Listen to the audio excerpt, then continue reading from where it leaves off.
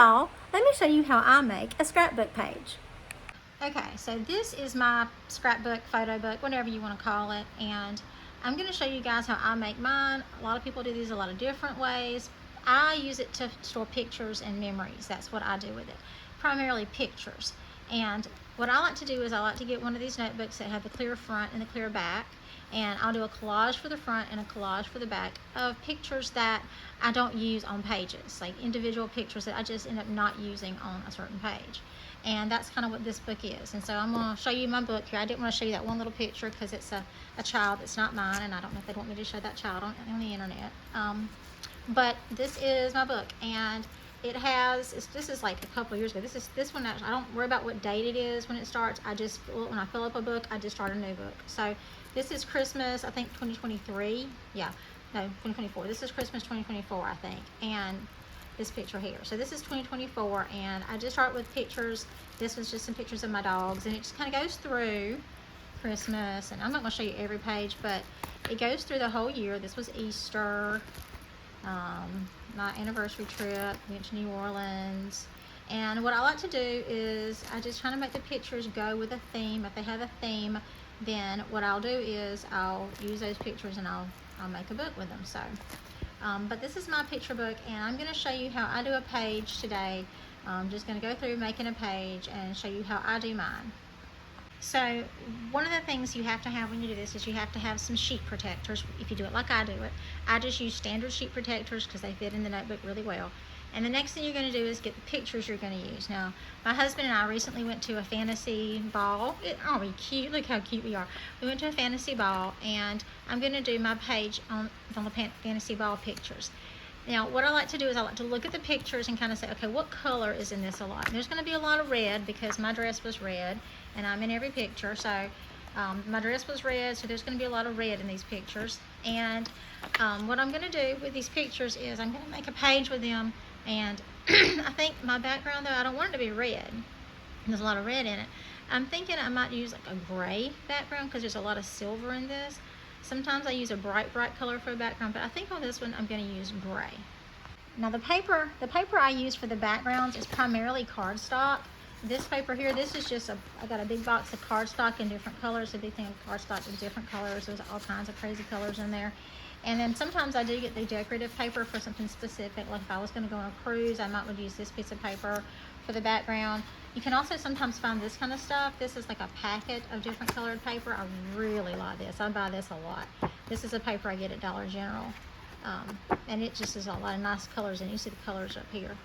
Sometimes you can get pattern paper for special events like babies or weddings and things like that. But for this one, I'm just going to use a plain sheet of gray cardstock. Now the next step is I'm going to cut the pictures down as small as I can get them without cutting off important things on the picture. Basically me and my husband. I don't want to cut us off, and I want to keep the essence of the picture, but I want to cut them down as much as I can so I can try to fit all of them on this one paper. And what I like to use, I have this is my paper cutter. I've had this paper cutter forever, since I started doing this, gosh, 20 years ago, and it still works really, really good. It's not too big, it's not too small, and you can see it's been used a lot. It's got a lot of use to it. But you can get these at any craft store, and they're not too expensive. Now once I've got my pictures cut down, I can position them on here. And you may not be able to fit all your pictures on here. I did have this other one here as well, but it's very similar to this one. These two are extremely similar, and this one's a little smaller, so I'm going to use it instead and just save this one for something else maybe.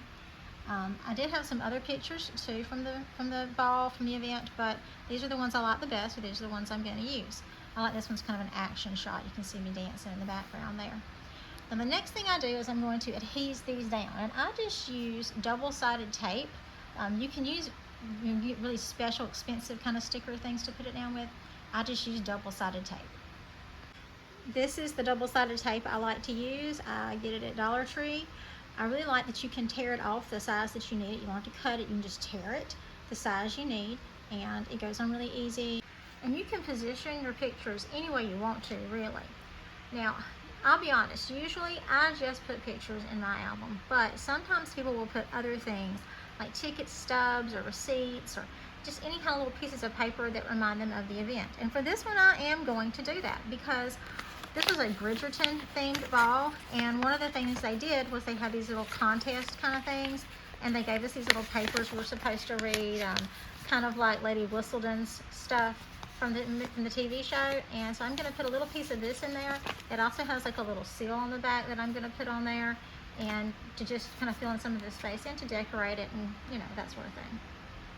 So I've changed my mind. I'm not going to include this, and the reason I'm not going to include it is because it's got a lot of texture to it, and when I close the book up, it's going to poke through the other pages, so I'm not going to use that. Some people do. Some people like to use textured things in theirs. I just don't like it to poke through. It's just a thing to me. It's my personal preference. Okay, so the next thing I do is I pick out some stickers, and I like to use stickers just to fill in the space, and I want to use red, black, and silver stickers. I don't have a whole lot of silver, I don't have a whole lot of red, and I don't have a whole lot of black, so I got to really look. I found these red hearts, I'm going to use those, and I'm going to use these silver stars, and I know I've got some black music notes in here, and this. This is a whole box of stickers, and this is a whole folder full of stickers. So I have a lot of stickers to pick from. Okay, so I also found this cute little violin sticker that I had, and this gorgeous piano sticker. It was perfect. I didn't have a whole lot of music note stickers. I got to get some more stickers. Now, of course, I did have these. These are very sparkly. They're very silver, but they're also textured, and they would make the pages kind of be bumpy, and I just don't like that myself. But again, some people would. So this is my page. This is how I'm going to leave it. I'm not going to do anything else to it. A lot of people add a lot of details to their pages. That's fine. I like to just show the pictures and just kind of accent them a little bit with the stickers in the background. And that's how I do a scrapbook page. And you can see that once it's in my book, this is just how it would look. So as I go through my book, this is from Christmas, and so they have like our Christmas events and everything. And then we went to this on January 3rd. So it was just a couple days after Christmas. And that's the last thing I've done right now. So I've got some more pictures I'm going to be doing some more stuff with. Of course, some more things will happen as the year progresses. And when this book gets too full, I'll just start a new one. That's the back page. It's so cute.